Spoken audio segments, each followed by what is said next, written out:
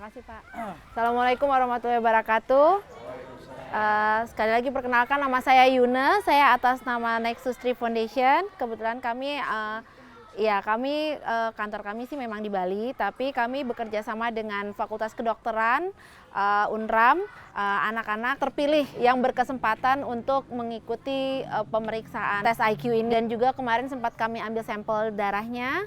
Jadi nanti kami akan kembali dengan hasil tes DNA-nya seperti apa, lalu nanti akan ada analisa lanjutan hubungannya dengan tes darah kemarin dengan posisi IQ yang kemarin sudah diperiksa. Ya. Baik Pak, terima kasih banyak. Sudah? Ya Pak. Ya, itu buat yang tadi 4 anak lagi ya, tadi yang SMP itu. Baik Bapak Ibu, terima kasih banyak waktunya. Assalamualaikum.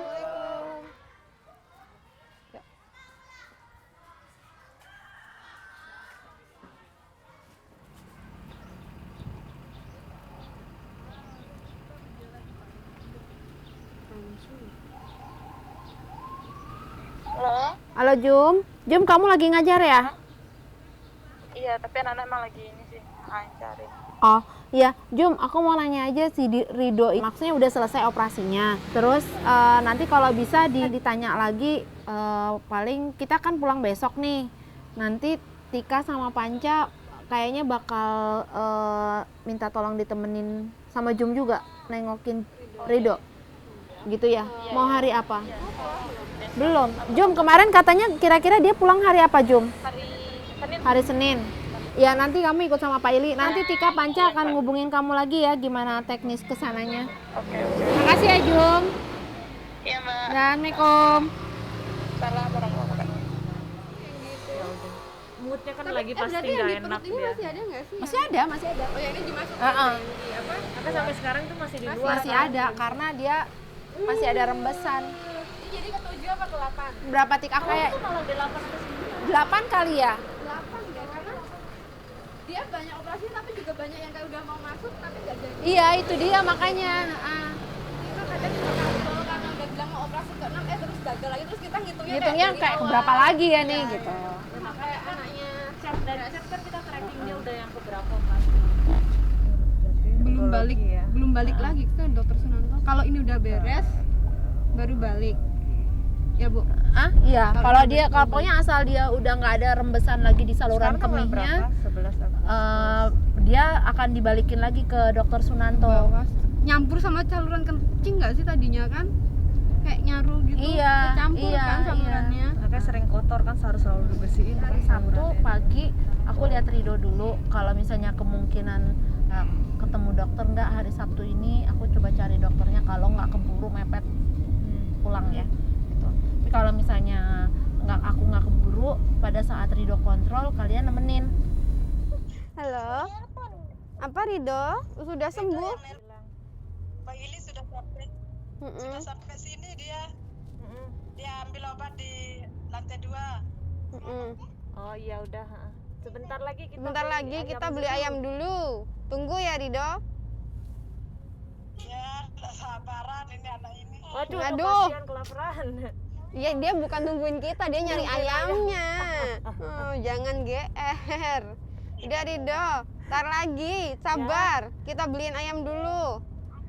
Ya, sebentar. Ya, dah. Ya, dah.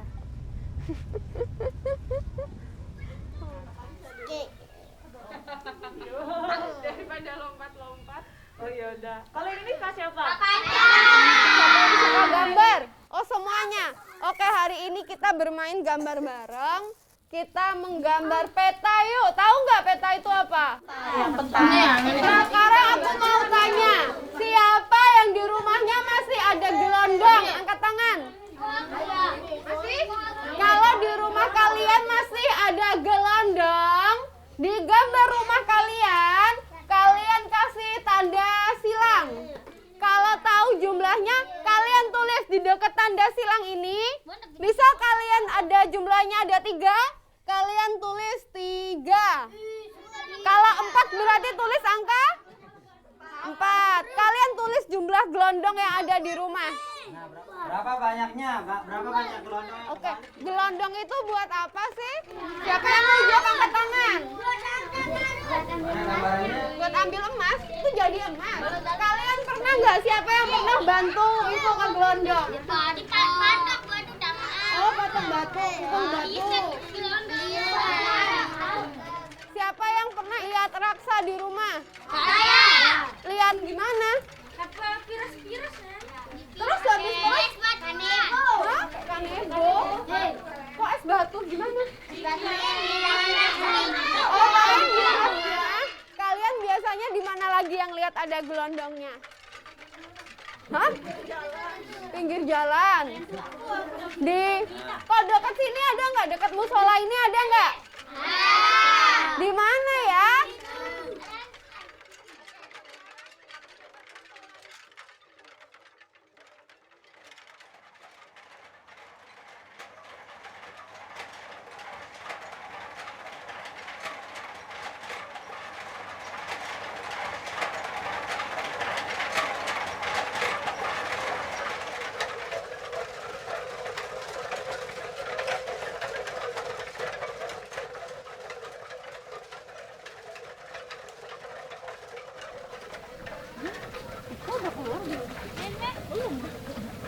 Sini Rido.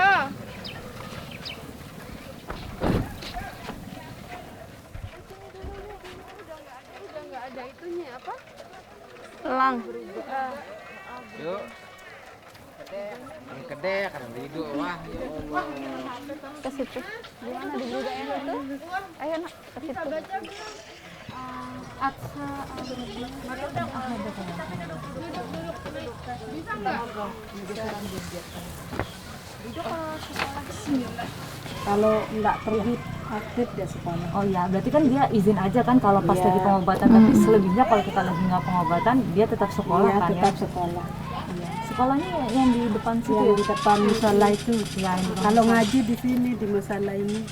Setelah pulang sekolah baru langsung ngaji. Ya, tadi katanya Rido di sekolah diejek gimana? Jadi Rido ini nggak punya lubang gitu. Nggak usah begituin kan ada lubang. Tapi belum bisa lewat sini. Kan sudah mau Nggak berobat. punya, kan aku berobat. Mau kan berobat kan? Mau nggak? Ya masih mau. Kan tadi yang nggak mau datang lagi. Sakit katanya. Ini lubang pantat saya ini sakit sekali, panas. Sudah hilang biusnya itu kan nangis dia sakit. Berapa kali udah 9 kali. Itu hebat udah sejauh ini loh. Sejauh ini belajar nggak kamu? Aduh. Jawabannya mantap. Mantap. Sama aku dulu juga nggak pernah belajar. Makasih ya. Sampai ketemu lagi. Sehat-sehat. Dimana seperti yang kita semua tahu, anak-anak itu lebih rentan dibandingkan orang dewasa terkait dengan paparan polusi atau bahaya lingkungan. Sebagai contoh, anak-anak yang tinggal di sumber polusi, seperti anak-anak yang tinggal di daerah penambangan emas skala kecil, mereka memiliki kemungkinan untuk terpapar kimia berbahaya yang biasanya digunakan dalam pengolahan emas. Kemudian, CHAM juga menjalankan pertolongan di mana anak-anak agar dapat lebih mudah mengakses fasilitas kesehatan. Jadi kan intinya itu kan nanti saya diskusi dengan Bu Risma, karena ini nanti kalau hasilnya dikeluarkan itu sensitif. Jadi kan kemarin itu kan Bu Risma menyampaikan kok hasilnya kayak gini, tapi terus waktu itu saya ingat saya diceritain Mas Bon loh, sampelnya kayak begitu, terus saya cerita, waduh lah kok. Iya, gitu ya. Misalnya kontrolnya itu nggak harus dari sana, misalnya darahnya kita lah gitu, tapi diperlakukan dengan yang sama, dengan kondisi yang sama, dengan sampelnya itu masih nggak apa-apa gitu loh. Jadi kalau misalnya gini, mudahnya itu ketika itu ada ada sampel darah orang normal aja yang disimpan dengan kondisi yang sama dengan sampelnya, misalnya itu kan terus jadi kalau sama-sama terbentuk comet assay dengan skala misalnya 4 gitu, oh berarti ada yang salah gitu. Tapi ketika yang darahnya orang normal tadi kok tidak terbentuk comet assay, berarti ya oke lah, confident dengan apa yang kita dapatkan itu gitu. Nah ini tuh nggak ada kontrolnya yang pertama. Kemudian yang kedua, nah itu tadi terkait dengan penyimpanannya, karena actually ya kalau sampel darah itu disimpan di -80, itu kalau nggak ada untuk preservasinya itu kan lisis. DNA-nya itu masih bagus, harusnya itu kelihatan bulat gitu, seperti yang tak kirimkan di naskah. Nah itu. Nah, tapi itu kalau karena yang diduga yang dihipotesiskan, tapi ini karena sampelnya yang rusak kan gimana gitu loh. Ini kan memang nggak pede apakah ini karena sampelnya yang rusak atau memang DNA-nya sudah rusak gitu ya? Iya, karena handlingnya tadi gitu ya? hipotesis awalnya itu. Tapi mungkin ya itu tadi cuma scoring ya. Jadi kayak gini misalnya kan kita lihat dari density-nya itu kalau itu persentasenya berapa kan, kalau dengan software kan kita udah bisa langsung dapat persentasenya. Jadi nanti kita cuman ini aja tapi tidak membuat suatu kesimpulan. cuman menjelaskan bahwa keadaannya seperti ini. Nggak pede apakah ini karena sampelnya yang rusak atau memang DNA-nya sudah rusak gitu ya? Iya, karena handlingnya tadi gitu ya? hipotesis awalnya itu gitu. Itu sampai bikin mau sampelnya dari cryopreservation atau mau fresh itu nggak masalah gitu loh. Yang penting tadi prosedurnya benar ya. Gitu. Jadi setidaknya kan daripada itu kelamaan kan ini sudah paling, kalau misalnya itu dari sisi pengambilan sampelnya tidak benar, nah itu saya kira ini masih bisa indikator awal gitu aja sih kalau menurut saya. Sebenarnya proyek awal ini adalah bagaimana menghubungkan kerusakan DNA dengan hasil IQ-nya. Karena kebetulan ini sih sampel anak yang kita udah tahu mereka tanda kutip gitu. Cuman pengen memastikan saja gitu. Pengen memastikan aja bener nggak sih anak-anak ini DNA-nya pun sampai rusak gitu. Saya nggak tahu nih apakah betul kodenya yang di KA44 atau bukan.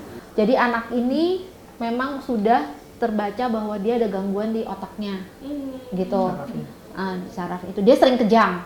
Anak ini bapaknya penambang dan punya alat produksi emasnya di pengolah emasnya di rumah. Satu lagi anak ini dia ternyata katarak dini. Lalu ada lagi anak yang lahir tanpa anus dan dia juga hispopadia. Atresia ani iya, hispopadia iya. Jadi anak ini complicated banget gitu. Multicongenital.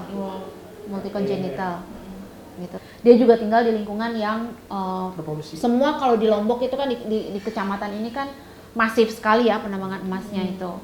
Tapi dia bukan dari keluarga penambang justru. Dan jadi kelar. Ya Bu, terima kasih banyak atas Apa ini Mas? pakai mobil Krisna. Oh, oke. Ya. Mas Krisna? Saya dari Jakarta. Oh, Mas Krisna di Jogja. Ya, wong Banten. Leret Romo Iwangan Selatan 3 kilo. Oh, ya. Terima kasih banyak. Aku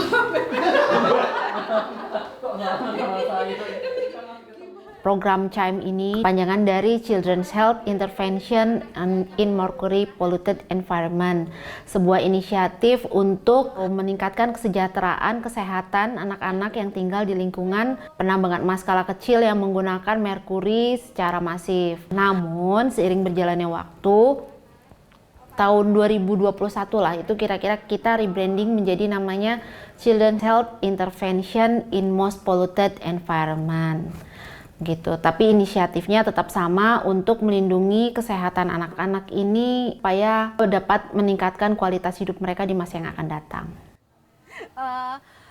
Jadi kita hari ini kelompok kalian akan membahas tentang apa sih polusi di lingkungan kalian ini. Ada nggak polusi tersebut? Ada. Contohnya apa? Udara. Kayak gimana tuh?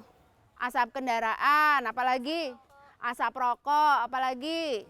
Bakar sampah, betul banget, apalagi? Oke, nah aku akan bagikan kartu ini secara acak. Menurut kalian gambar-gambar ini harusnya diletakkannya di sebelah yang mana nih? Dari gambar-gambar kecil ini, menurut kalian akan ditempatkan di yang kalian inginkan, atau di yang tempat yang tidak kalian inginkan. Ya, ngerti ya? Siapa yang belum paham? Pernah nggak ada yang kayak gini? Pernah? Enggak, kalau memang kalian pernah ada yang seperti ini, aku cuma mau tanya, waktu setelah keluar dari tempat ini kalian merasakan apa badan kalian? Gatel kan? Nah, itu yang bikin sebenarnya kenapa badan kalian gatel, karena di dalam air ini banyak zat-zat yang mencemari lingkungan pasti gitu. Udah tempel di mana? Nah, kamu pengen berenang di situ ya? Yuk, yang ini. Makasih ya. Adanya polusi pabrik, terus juga ada pembuangan sampah ini. Oke, liatin ke adik-adik. Di sini ada nggak? Daerah MU. Ada ya. Nah, untuk mengatasi yang seperti ini, kalian harus pakai masker. Karena nggak mungkin kita pindahin pabriknya, ya. Pakai masker supaya kalian tetap bisa mendapatkan kesehatan yang lebih baik, ya. Asap pabriknya gimana? Asap pabrik yang menguntungkan atau tidak? Menguntungkan apanya? Nih ya, meskipun pabrik-pabrik ini mereka membuat produk yang menguntungkan buat kita, belum tentu selama proses pembuatannya itu juga menguntungkan buat kita. Ya. Nah, dari gambar-gambar ini di yang sebelah kiri kalian, ini kalian bisa lihat bahwa kalian itu sangat berhak untuk mendapatkan lingkungan yang sehat, bebas polusi seperti yang sebelah kiri kalian ini. Ya, karena kenapa sih kok aku dari tadi kalian tuh berhak loh hidup di lingkungan yang sehat, karena memang kalian sebagai anak-anak juga berhak bersuara untuk mendapatkan lingkungan yang sehat. Ya. Nah, kalau di tempat kalian ada yang seperti ini, polusi-polusi seperti ini, kalian juga harus bisa membantu menjaga kesehatan kalian sendiri dengan cara pakai masker. Kalau ada yang sangat sensitif dengan asap-asap seperti ini, kasih tahu orang tuanya. Yuk, semuanya siap, gerak. Udah? Balik kanan, gerak. Kita ingin anak-anak juga bisa menyampaikan pesan kepada teman-teman lainnya bahwa Indonesia sudah tidak baik-baik saja dengan polusi ini. Untuk itu program CHIME melakukan beberapa kegiatan yang melibatkan anak-anak secara langsung. Kita sebutnya kegiatan citizen science. Jadi mereka kita ajak untuk mengamati lingkungan yang ada di sekitar mereka. Jadi mereka kita ajak untuk memeriksakan kualitas air, kualitas udara, baik itu di sekolah ataupun di rumah. Indikatornya itu berapa? 175. Oke, sekarang coba dilihat di kertas ya. 175 itu termasuk indikator warna apa? Merah. 175 dia masuk kategori unhealthy. Unhealthy artinya apa? Tidak sehat. Ya, tidak sehat. Berarti sebenarnya kira-kira udara yang kalian hidup saat ini baik atau tidak? Ya, jadi sebenarnya dari kemarin kita kira-kira apa yang mempengaruhi ini kok kualitas udara di sini kok tidak sehat? Karena banyak pohon-pohonnya hijau-hijau. Kira-kira dari mana? Dari tetangga sebelah sana ya. Dari tetangga sebelah sana.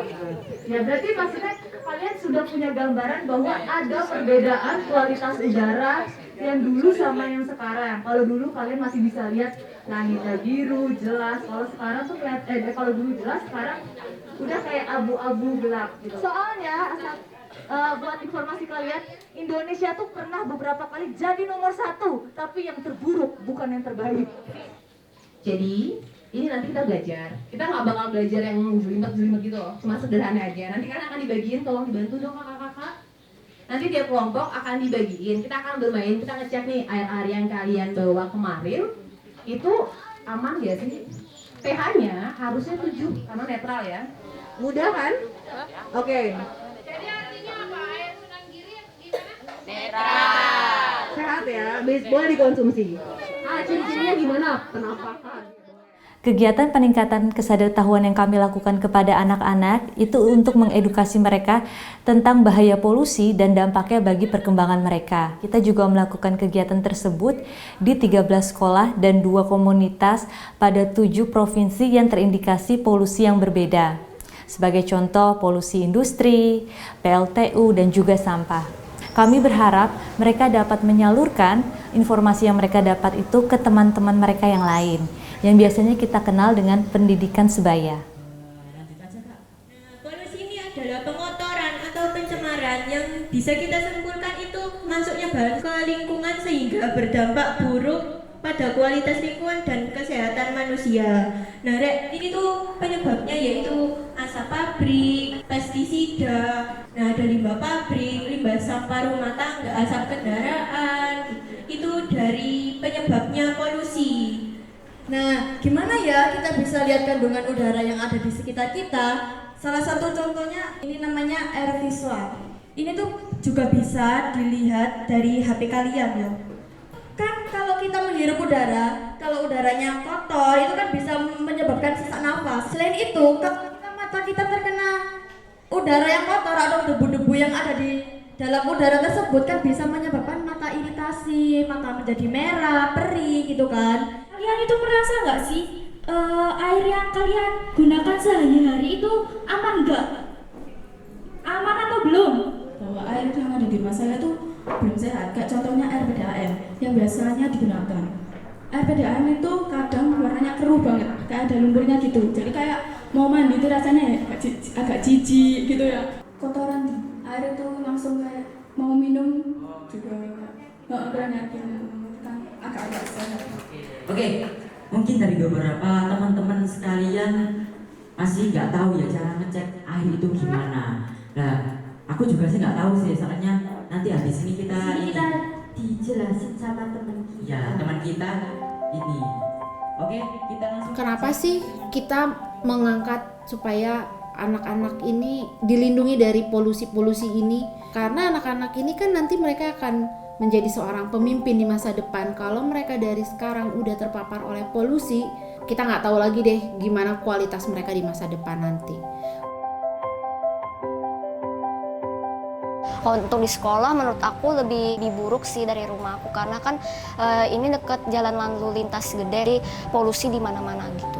Terus banyak yang masih membakar sampah gitu di beberapa tempat yang saya tahu. Itu kan menghambat lingkungan yang sehat dan bagus untuk anak tumbuh. Jadi mungkin itu sih yang perlu diperhatiin.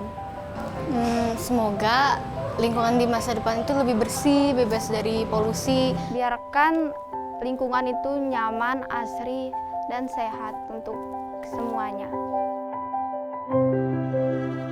Perhatian pemerintah kita masih sangat rendah dan tidak terlalu mementingkan hak ekologis anak, tetapi anak-anak generasi Indonesia sekarang ini diharapkan menjadi mesin ekonomi dan mesin uang untuk 2045 karena bonus demografi dan sebagainya. Istilah-istilah ini tidak sejalan dengan apa yang dilakukan oleh pemerintah terhadap generasi muda sekarang ini, terutama anak-anak usia emas. Kami prihatin dengan kondisi saat ini dan kami berharap akan lebih banyak lagi masyarakat yang lebih peduli, lebih aware, dan dia bekerja bersama-sama untuk memperjuangkan hak ekologis anak Indonesia supaya dia bisa tumbuh sehat, cerdas, dan unggul.